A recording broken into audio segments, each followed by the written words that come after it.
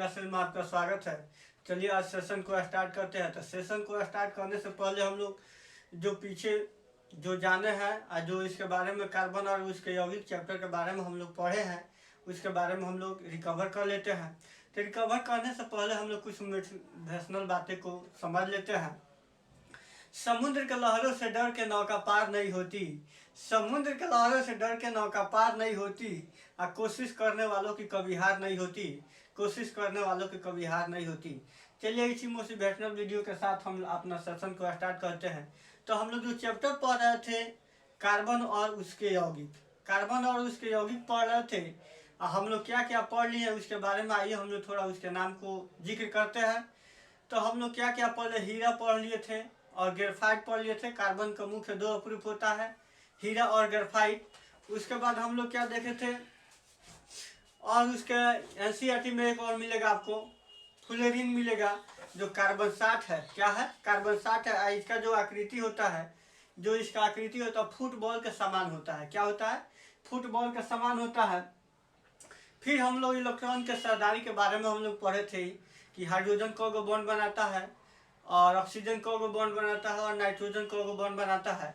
तो oxygen double bond बनाता है और नाइट्रोजन ट्रिपल बॉन्ड बनाता है। और H2O जल को हम लोग भी इलेक्ट्रॉन के सरदारी के माध्यम से भी देखे थे। उसके बाद हम लोग देखे ध्रुवीय और अध्रुवीय। क्या देखे थे? ध्रुवीय और अध्रुवीय कोवेलेंट बॉन्ड। क्या देखे थे? ध्रुवीय अध्रुवीय कोवेलेंट बॉन्ड। इसके बारे में भी हम लोग चर्चा किए थे। जो सेम कार्बन से मिलकर जो यौगिक का निर्माण करता है उसको क्या बोलते हैं? अध्रुवीय बोलते हैं। और जो डिफरेंट यौगिक से मिलकर निर्माण करता है उसको क्या बोलते हैं? ध्रुवीय बोलते हैं। तो उसका एग्जाम्पल हम लोग देख लेते हैं अध्रुवीय का। जैसे H2 हो गया, यानी H2 कहने का मतलब है कि हाइड्रोजन कौगो है? 2 गो है। कौगो हाइड्रोजन है? 2 गो। और O2 का मतलब क्या? ऑक्सीजन कौगो है? 2 गो। यही क्या है? अध्रुवीय है। अब देखिए HCl जो हो गया ये क्या हो गया? ध्रुवीय हो गया। क्या हो गया? ध्रुवीय हो गया। अब हम लोग देखें कार्बन के मुख्य कितने अप्रूप होते हैं। तो कार्बन के मुख्य 2 अप्रूप होते हैं, हीरा और ग्रेफाइट। तो कार्बन का मुख्य अप्रूप जानने से पहले कार्बन के बारे में हम लोग चर्चा कर लेते हैं। तो कार्बन जो है आवर्त सारणी के 14वां ग्रुप में है। क्या है? आवर्त सारणी के जो 14वां ग्रुप है उसमें कार्बन का जिक्र किया गया है। तो अगर आवर्त सारणी वीडियो मेरा नहीं देखे होंगे, कार्बन और उसके मतलब जो आवर्त सारणी नहीं पढ़े होंगे, तो आप लोग जाके पिछले वीडियो में यूट्यूब पर एपी क्लासेस सर्च कीजिएगा। और एपी क्लासेस सर्च करने के बाद आप क्या कीजिएगा, उसमें आवर्त सारणी के बारे में हम लोग बहुत कुछ हम स्टडी किए हैं। और उसमें आप लोग जाकर देख लीजिएगा। हम ठीक बताया से कहे सीता जी हे प्रभु, कहे सीता जी हे प्रभु, यानी कार्बन का जो 14वां ग्रुप में रखा गया है। अब हम बात कर लेते हैं कि मेंडलीफ के बारे में हम लोग चर्चा कर लेते हैं थोड़ा, कि मेंडलीफ कौन थे। मेंडलीफ के जो क्या था, उनको आवर्त सारणी का जनक कहा जाता है। क्या कहा जाता है? आवर्त सारणी का जनक कहा जाता है। उसके बाद आए हेनरी मोसले, उसको हम लोग क्या बोलते हैं? उसका दूसरा और नाम है आधुनिक आवर्त सारणी बोलते हैं। क्या बोलते हैं? आधुनिक आवर्त सारणी बोलते हैं। हेनरी मोसले जी आए और आवर्त सारणी के बारे आवर्त सारणी दिए। उसमें कितना ग्रुप और कितना जो ग्रुप है और कितना पीरियड दिए थे। तो उसमें जो ग्रुप की संख्या जो दिए थे 18 को दिए थे, और पीरियड की जो संख्या यानी आवर्त की जो संख्या है 7 को दिए थे। तो उसी में जो है ग्रुप 14वां ग्रुप में कार्बन को रखा गया है। और कार्बन के जो मास होता है कितना होता है? 12 होता है। और कार्बन की जो परमाणु संख्या होता है कितना होता है? 6 होता है। और इसके संयोजकता की बात किया जाए तो इसका संयोजकता कितना होता है? 4 होता है।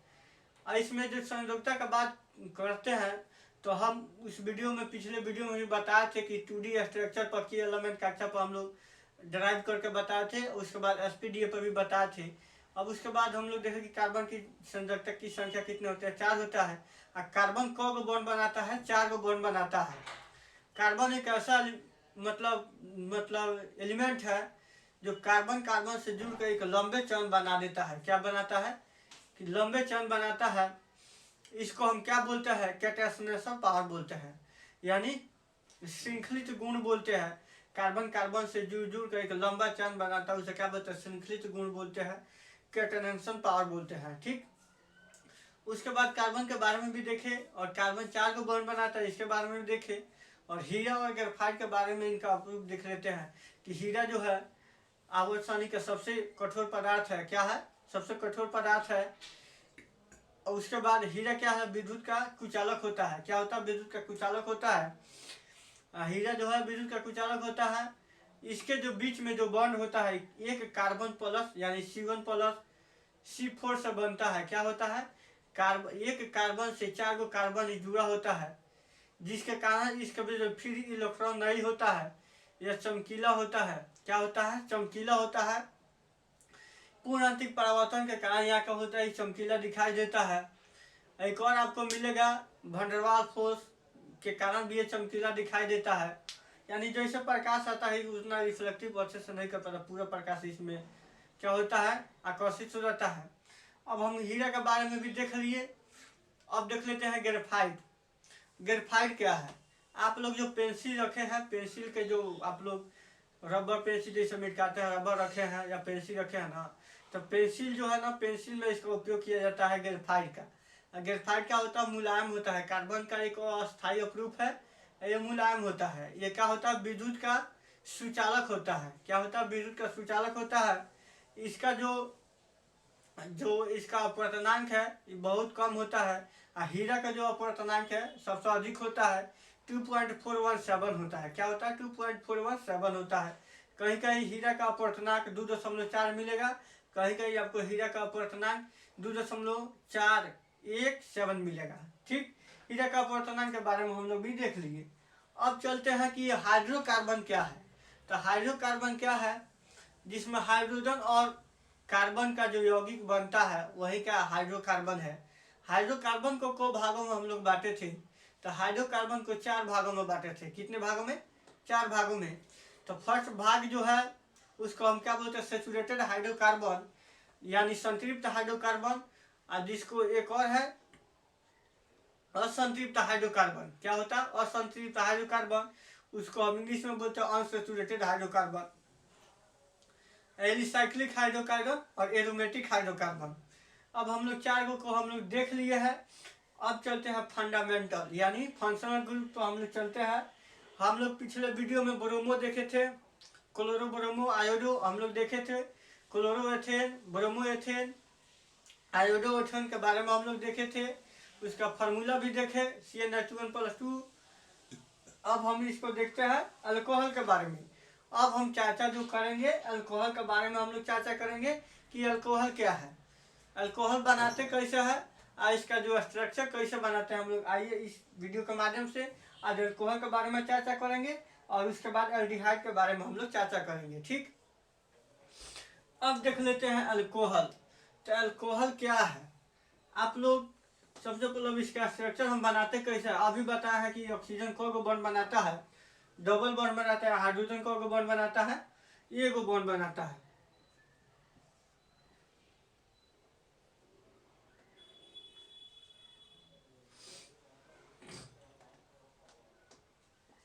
यानी जो ये बॉन्ड है खाली है। क्या है? ये खाली है, एक बॉन्ड खाली है। क्या है? ये खाली है। अब हम इसको खाली का मतलब क्या होगा कि कोई ना कोई यहाँ एलिमेंट जुड़ेगा। क्या हो जाएगा? कोई ना कोई एलिमेंट यहाँ, मतलब सॉरी, कोई ना कोई यहाँ हम लोग जो बनाएंगे मेथनॉल, एथनॉल, प्रोपेनॉल, ब्यूटेनॉल, ये सब हम क्या करेंगे? जोड़ेंगे। जो फॉर्मूला बताए थे मेथ एथ प्रोप ब्यूट हैव एक्ट ऑफ नॉन डे, आप लोग अगर याद कर लिए हैं तो ये और अच्छा से समझ में आएगा। तो चलिए हम बनाते हैं। इसका सूत्र क्या होता है? इसका जो सामान्य सूत्र होता है क्या होता है? CnH2n+1 OH। क्या होता है? CnH2n+1 OH। इसको क्या होता है? देखिए, अब n बराबर हम लिखेंगे 1 2 3 4। अब प्रथम क्या है? मेथ है। तो मेथ जो है तो n बराबर मान लीजिए ये हो गया मेथ, n बराबर 1 जो लिखे हैं। अब क्या करेंगे? C1 यहाँ लिखेंगे, उसके बाद 2 गुने क्या लिखेंगे? 1 + 1 OH हो गया जाएगा। ठीक, तो क्या हो जाएगा? CH3 हो जाएगा और OH हो जाएगा। क्या हो जाएगा? CH3 और OH हो जाएगा। तब इसको हम लोग क्या बोलते हैं? तो जब CH3 OH हो जाएगा तो इसको हम क्या बोलते हैं? मेथनॉल। क्या बोलते हैं? मेथनॉल बोलते हैं। और मेथनॉल बना कैसे है? लास्ट में हम लोग क्या जोड़ेंगे? मेथ प्लस यहाँ लिखेंगे मेथ, उसके बाद क्या लिखेंगे एनॉल, क्या हो जाएगा मिथनॉल।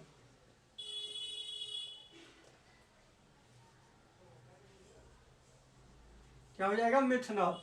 इसी प्रकार हम लोग स्ट्रक्चर को देख लेते हैं कि स्ट्रक्चर कैसा होता है। कार्बन जैसे हम बताएं कि कार्बन को बॉन्ड बनाता है, तो कार्बन को बॉन्ड बनाता है 4 गो बॉन्ड बनाता है। तो कार्बन को है एगो, हाइड्रोजन को है 4 गो, ऑक्सीजन को एगो।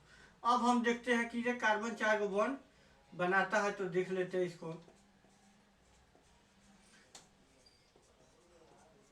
इसको हम क्या बोलते हैं संरचना बोलते हैं। क्या बोलते हैं संरचना बोलते हैं। इसको क्या बोलते हैं संरचना सूत्र। यानी हम लोग देख लिए इसका स्ट्रक्चर कैसे बनाते हैं।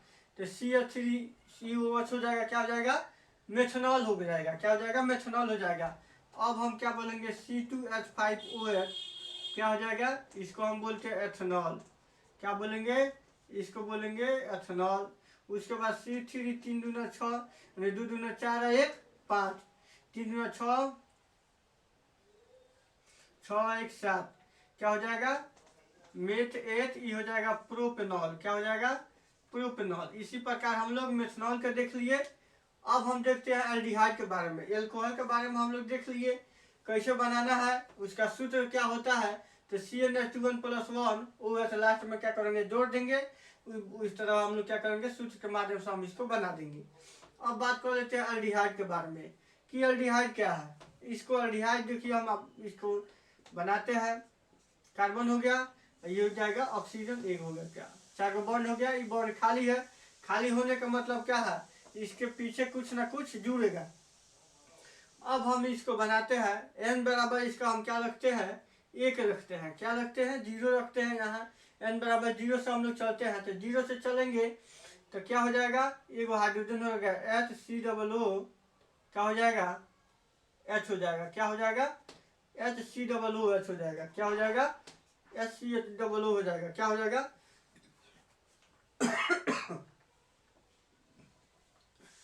क्या हो जाएगा ये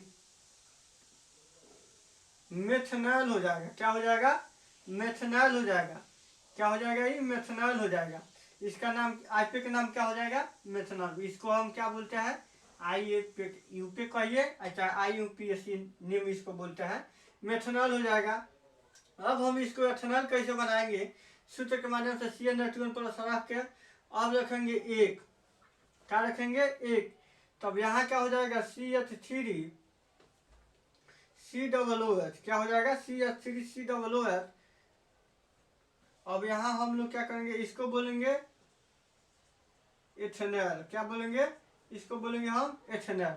अब इसको हम मिटाते हैं, उसके बाद हम लोग स्ट्रक्चर इसका हम लोग देखते हैं कि स्ट्रक्चर इसको कैसे बनाते हैं।